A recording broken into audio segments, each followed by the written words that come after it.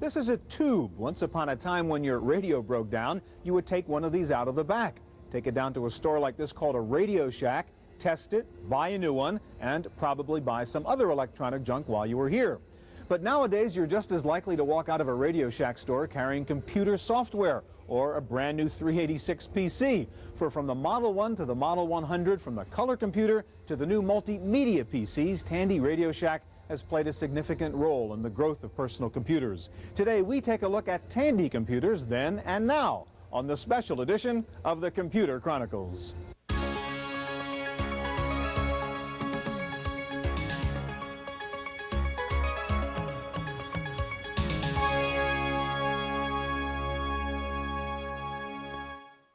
Computer Chronicles is made possible in part by DataStorm Technologies, setting the standard in PC communications through the development of award-winning software such as Procom Plus, combining power, ease of use, and affordability to become the best-selling communication software in the world.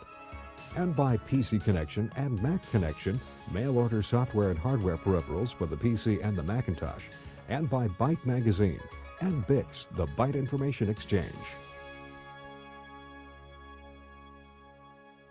Welcome to the Computer Chronicles. I'm Stuart Chaffee, and this is my first computer, the old TRS-80 Model 1. Dug it out of the garage this morning. I bought it back in 1978. It's the computer I first learned how to program on, learned all about microcomputers, and look what a difference 12 years can make.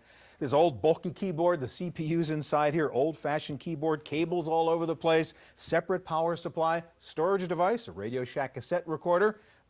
Here was the program right here. You get your program on your cassette. You pop it in the cassette machine, adjust the volume very, very carefully, hit it, and maybe if you're lucky 10 minutes later, you've got a program up on your Model 1. Now, I did just load a program over here. You may remember this. This is a rather classic program. Let me load it up here for you in 1 second. And this is called the Dancing Demon, okay? This runs in less than 16K of memory. When I bought the computer, it came with 4K. I had to spend $200 extra to upgrade it to 16K, and here he is. Great program back in 1979, the Dancing Demon, multimedia in the 70s. Well, a lot of people used to make fun of the TRS-80, call it the Trash 80 and so on, but the fact of the matter is that over the years, Tandy has been pretty innovative. They virtually invented the laptop market with the Model 100. They were the first to come up with a friendly user interface, bundled integrated software in DeskMate. In fact, they've done quite a few interesting things, and today we're going to look at some of the great Tandy Radio Shack history, and we'll see the newest multimedia products from Tandy and their new company, Grid. Now, if there is any dedicated group of old computer users, it is certainly the people who still love their Coco, the Tandy Color Computer. We start with a visit to the Color Computer Users Group in Santa Clara, California. Though the Radio Shack color computer is no longer rolling off the assembly lines, there are still plenty of happy Coco users. Nicknamed Coco by its fans, the color computer has been the entry-level computer for over 1 million computer users and programmers. And despite its age, it was first introduced in 1980, it's still being used by many diehards. The keys to continuing that success, is the affection that it has in the minds of the users. This was often people's first computer, a computer that they could learn with, that was inexpensive enough to experiment with. Your local Tandy store may no longer provide much support for the Coco user, but the color computer owners themselves still get together at user group meetings to develop new programs and solve old problems. The support one gets from joining a users group is that you meet other Coco users, exchange programs, show and tell, get help with programming and hardware problems, and exchange equipment. No one can do everything all themselves. Some people are good at hardware, others at programming, and others at putting it all together. In addition to thriving users groups all over the country, the Coco still has its own magazine called Rainbow. The color computer operates under OS 9, an operating system which provided Coco owners with multitasking long before Multifinder or Windows ever came out. In addition to its multitasking capability, faithful users have an endless list of reasons why they still use their Coco. This computer is a computer that can be afforded by any television viewer that assumes that they have electric power and a television set. I chose the Coco also because of its excellent programming environment, because it is well understood, because it's a modular system, and because there's some excellent software, though some of it has to be purchased mail order. Mail order, since very few computer stores, even Tandy stores, sell software for an orphan computer. But Mark Paulson says in the end, every PC becomes an orphan. We are part of a dying breed living in the twilight of the cocoa, but so too is anyone else who owns a computer, because the life cycle of these products is very short. But through the loyalty and creativity of Cocoa users, the color computer, like the old Royal Portable Typewriter, will never die. For the Computer Chronicles, I'm Maria Gabriel.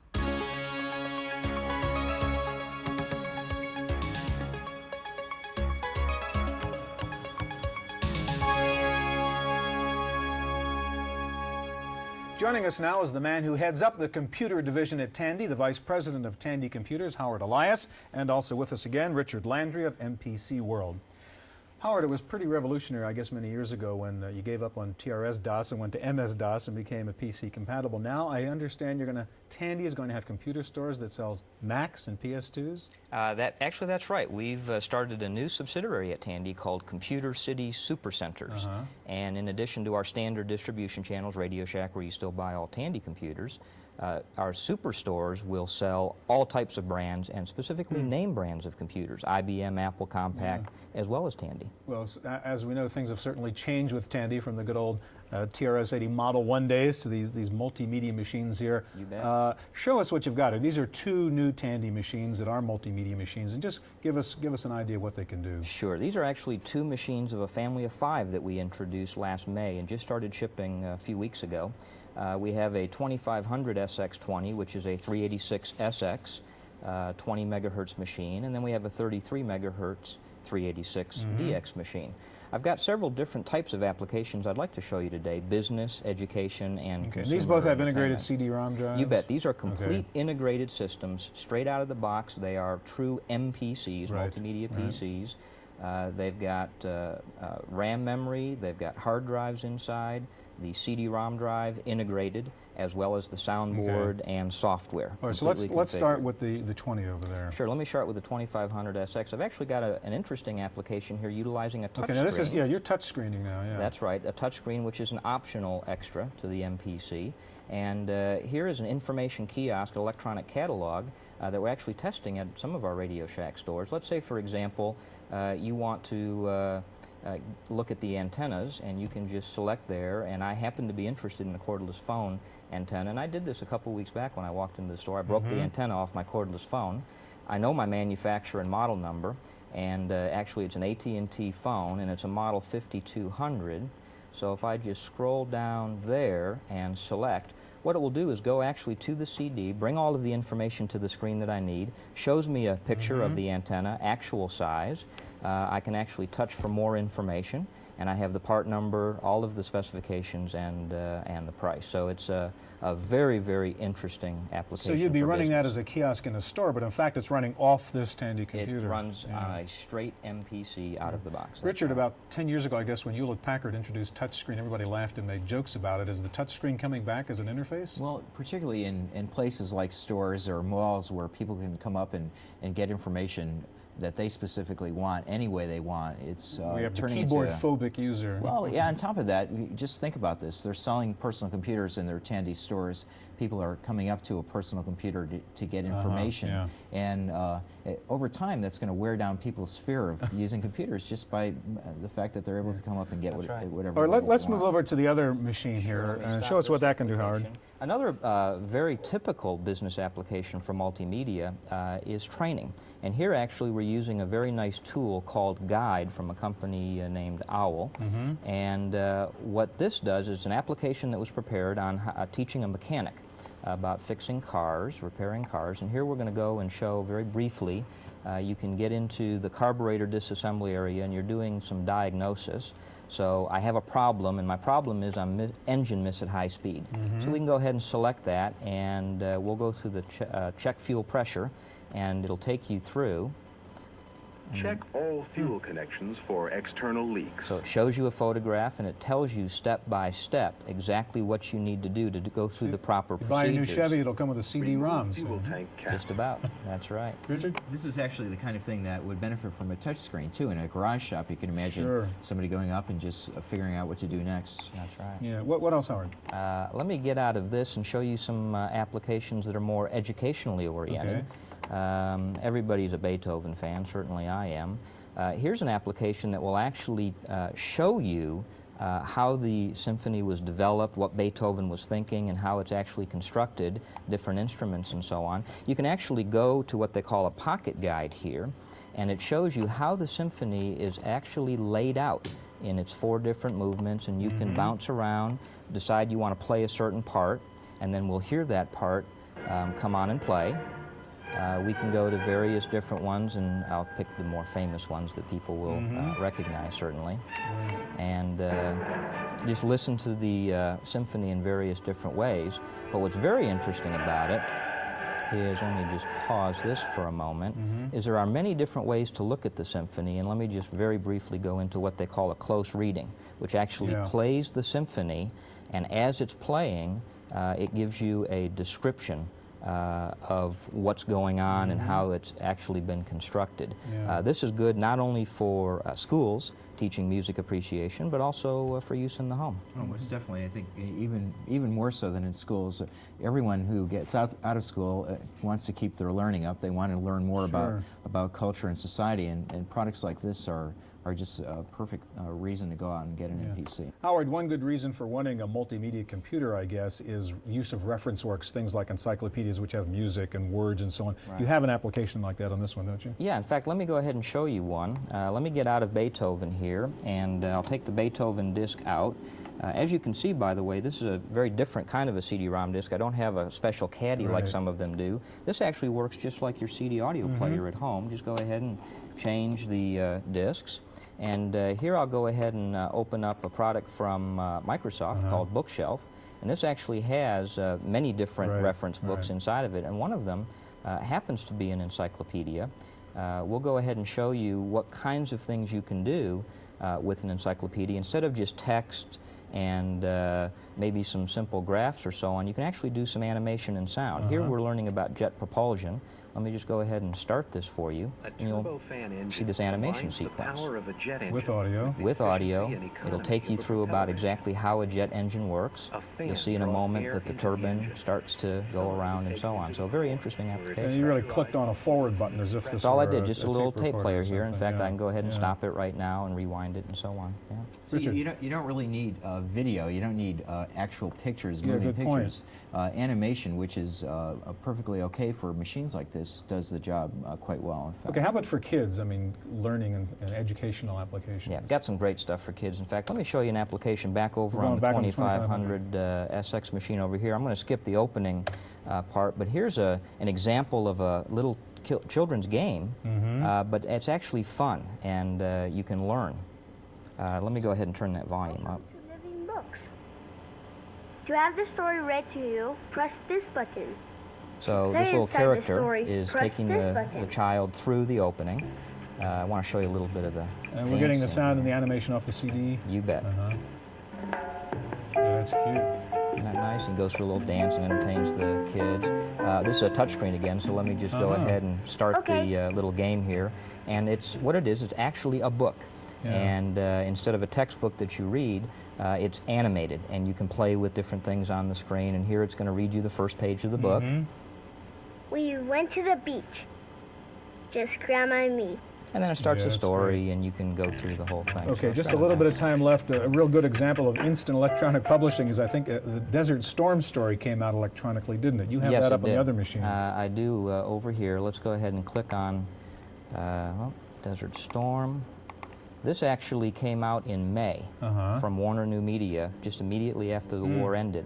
So it really is the version of the pocketbook that comes out right after very the story. quickly, and it was pressed on a CD, and you have an anthology of the entire war from Time magazine correspondence and information. With sounds and photos and stuff? Photos, and there's scripts of different speeches that were made and so on. It's really wonderful. Long way since the TRS-80 Model 1. Gentlemen, thank you very much.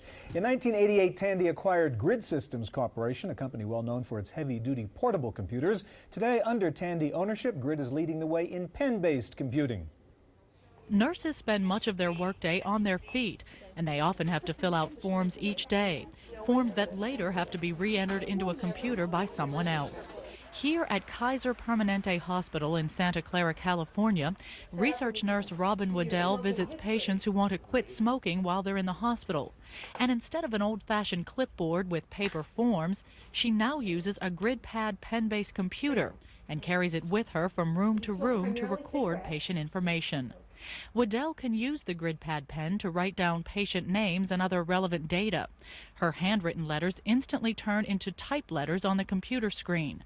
She also has a questionnaire programmed into the GridPad so that she only has to select the right option from a series of multiple choice questions, reducing the need for lengthy handwritten input.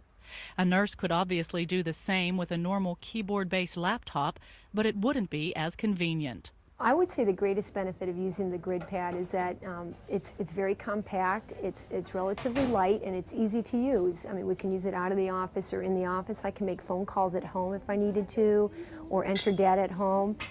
So it's very mobile. Waddell combines the benefits of mobility with the power of a desktop by downloading the information she puts into the GridPad once her rounds are finished. She then uses the desktop computer to analyze the data. While the pen-based portable computer is a good compromise between the old-fashioned clipboards and high-tech laptops, the pen-based interface is still not perfect. I would say the only drawback at this point is the character recognition. When I write into the computer, sometimes it doesn't always recognize it, so it's real important to write big capital letters, and then it does a lot better. And the only other drawback besides that would be that there's no standardized software programs that you can apply to the Grid at this point. We had a computer programmer spend a lot of time. Grid does have a way around the character recognition problem. Users do have the option of pulling up a keyboard on the screen and then essentially typing in the words by selecting the letters with a pen. Nurse Waddell says she saved a lot of time by carrying the GridPad with her. She doesn't have to handwrite notes when she's with a patient or on the telephone and then type them up later. And knowing what a doctor's handwriting looks like, no secretary ever has to struggle to interpret written notes. For the Computer Chronicles, I'm Maria Gabriel.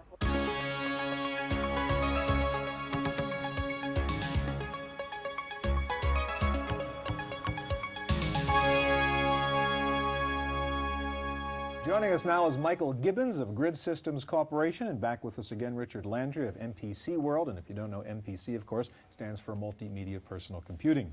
Speaking of which, Michael, you've got an intriguing portable, Grid Portable here, which does multimedia. Just give us a little guided tour of the box, because I see a lot of unusual things on it. Okay, well, this is the GridCase 1550 CD, which we announced this past August.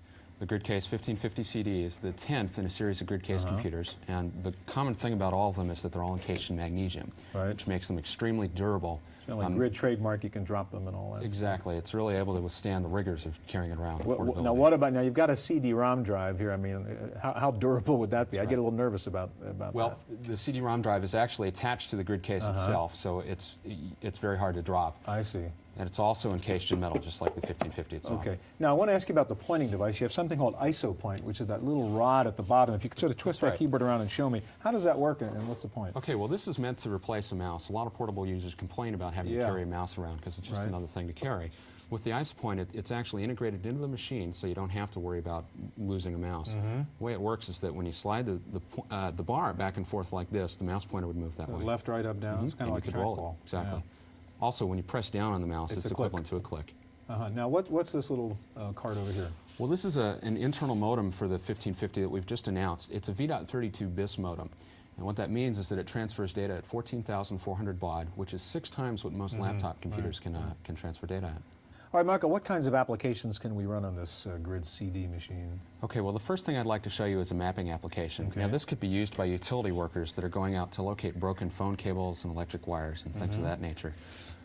The way this works is that you can actually zoom in on the map that's displayed on the screen. You'll see that as we move the ice point, we can point to an area of the screen that we like more detail on and zoom in. You'll also see that in the upper left-hand corner of the screen here, we get the longitude and latitude. Yeah. That's what's referred to as the geodata. So as we get further and further down in the map, we get a greater level of detail, and you see we're getting street names and so on. Yeah. Now, this like whole that. database is coming off the CD-ROM, which is inside the That's drive right. connected That's right. here. All right, how else would we use this? Give me another application. Okay, well, I'd like to show you another application, which is an online database. So I'm going to change show me how you disks. switch disks in this. Okay, we've got a door here, which is nice, so nothing can get in the CD, which is important in a portable environment. Right. We actually do, in fact, use the caddy. And the reason for that is that if you're a utility worker and you're climbing a telephone pole or something like that, you won't gum up the You don't disk want or to the touch or drive or drop anything the like that. disk, Exactly. yeah. So there is a Okay. reason for the caddy in this So case. what is this application? Okay, now this is called Computer Select. It's a database that contains the full text of several different computer publications. So let me go ahead and load this up. And we can do a search on this database. Let's search in this case for IsoPoint. We were talking about that earlier. Yeah. So I'll go ahead and say words and IsoPoint. And you'll see that it actually does retrieve the text pretty quickly. And boom, we've got 97 matches and 37 documents. Let's go ahead and look at a couple of those. We can browse, and as I say, we've got the full text here of these different magazines. Richard, let me ask you, is there really a market for portable MPC? I mean, you did mention the utility worker who might run around. I mean, how about this kind of stuff? Who's going to use and want to pay for this kind of machine? Well, obviously, these can be very important for people who are going out into the field and solving service problems. But there's another whole area that relates to people going out into the field and selling to other people. Presentations, the presentations. So the ability to have the whole multimedia package in your briefcase. Sure, and the presentations market right now, making slides and the like, is close to a $5 billion market. These kinds of things can allow somebody to whip up a presentation in no time fast and bring it right out to a client. Okay. Yeah, I'm sorry, Michael. Let's get back. So what else would you show me in this? I mean, how about the multimedia? I haven't heard anybody sing yet out of this. Sure. Well, this machine actually does have a headphone jack, so we do have limited multimedia capability. I'm going to put in another disc here. Okay. And this is a demonstration of an online catalog. What you can do here is actually order different components or parts. You can make a selection from a list of different things that you like, and that will print out an invoice that you can fax to the manufacturer. So let me load that up here. This is a perfect example of a sales situation where you're actually in someone's office and making a sale. And you've got your whole catalog with you on the CD-ROM. That's right. And we're going to get some music here in a second. Okay, just loading up now? There's the music. And so you see that we do get a limited amount of multimedia functionality out of this machine. Now, as we saw before, could you have the kind of thing we saw in the first segment on the Tandy machines with a training disc or something like that? Sure. The difference between the two machines is the type of audio that they can produce. This produces Redbook audio, which is not quite up to the MPC standard. Okay, right. All right, now if you can, I can ask you to shut this down for a second. Just take this box apart because it's rather intriguing how you've connected this all up. Show me the drive itself and how it connects to the portable. Okay, well I mentioned that it is an attachable drive, but if you don't want to carry it around with you, you can detach it. So let me do that. You unhook the clips in the back here. This actually comes off like this. In the back you'll see we have a SCSI cartridge that we use to interface with the CD-ROM drive. Let's flip this around if I can so we can show everybody what this looks like. Sure. What we've got is a battery cavity. This is ordinarily used for the internal battery. But when you're using it in the desktop environment, you can use it with these portable, with these expansion cartridges. This is a SCSI cartridge that I mentioned earlier. SCSI is pretty neat. You can connect other drives and other devices to it then as a result, That's right. You could actually daisy chain. That's great. Quite nice. Okay, Michael, one more thing. We're not used to seeing grid desktops, or at least I'm not used to seeing grid desktops. And I guess the story behind that one is this little guy.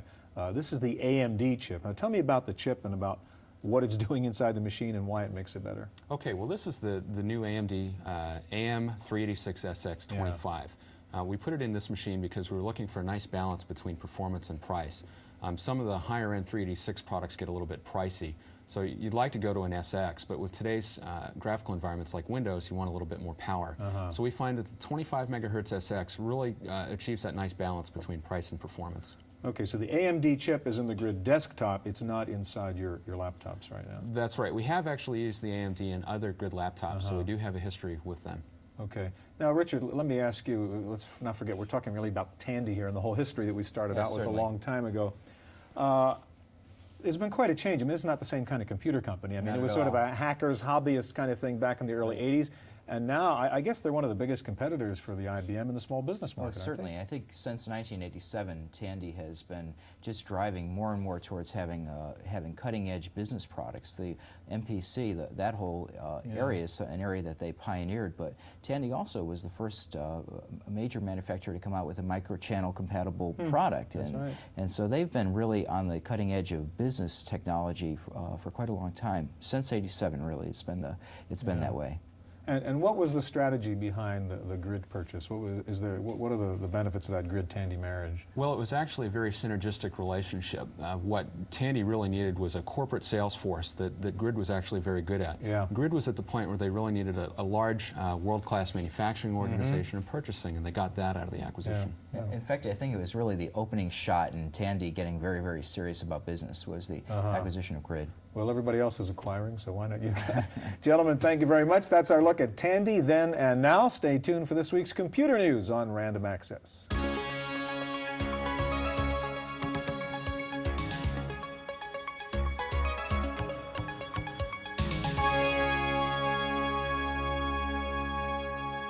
In the Random Access file this week, at the annual NetWorld show, the talk was of wireless LANs. A company called Proxim announced a wireless LAN adapter called RangeLAN. The product is an interface card with a small antenna that transmits via spread spectrum radio frequencies. Proxim says the network can transmit through multiple walls at distances up to 800 feet. Traveling Software has announced 2 new linking products to transfer files between pen-based computers and desktops. The products are called Pen Connect and Pen LapLink. Both use Traveling Software's Universal Communications Object technology. Ever since John Sculley told CES that Apple would be entering the consumer electronics field, everyone has been speculating on what the products might be. The current rumor is that Apple and Sharp are working together to produce a Pocket Mac, a handheld organizer with full computer power. And Vizio has announced an internal display adapter for the Macintosh PowerBook. It lets the notebook computer drive an external color display. The Vizio adapter offers excellent display rates since it uses internal processing and bypasses the SCSI port. Looking at the best-selling software titles for the Mac last week, Mac Connection reports that Macintax is still #1, followed by Quicken. The Now Utilities moves up to 3rd. No other surprises in the rest of the top 10. Hewlett-Packard says its new Apollo 9000 RISC workstations will feature RasterOps Live video in a window technology. The RasterOps adapter card accepts video signals from a variety of sources. The video can then be manipulated in a window or captured in memory. Well, if you already have a laptop but are salivating over better batteries and bigger hard drives, the Complete Portable is offering laptop upgrades by mail. Send in your portable computer and they'll replace drives, add RAM, or upgrade your battery and mail it back to you within 24 hours. That's it for this week's Computer Chronicles. I'm Maria Gabriel. Computer Chronicles is made possible in part by Datastorm Technologies, setting the standard in PC communications through the development of award-winning software such as Procom Plus, combining power, ease of use, and affordability to become the best-selling communications software in the world. And by PC Connection and Mac Connection, mail-order software and hardware peripherals for the PC and the Macintosh. And by Byte Magazine and Bix, the Byte Information Exchange. Videocassette copies of this program are available. Computer Chronicles also publishes a companion newsletter containing details on products demonstrated, plus background information on program topics. To order a videocassette or a subscription to the newsletter, call 1-800-366-9484 or write Computer Chronicles. Please specify program subject for tapes.